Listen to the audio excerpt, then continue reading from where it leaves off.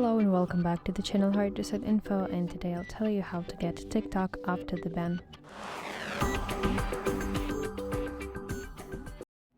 If TikTok gets banned, you will not be able to download it from your App Store or Google Play or get any new updates. But if TikTok is already on your iPhone, you can still open it and use the application as usual, but just for a while. Over time, TikTok might stop working properly without any updates, features could break, or videos might not load right.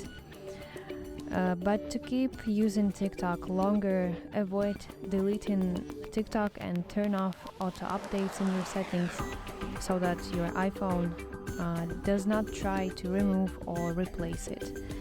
But just know that TikTok may slowly stop working if the ban stays in place.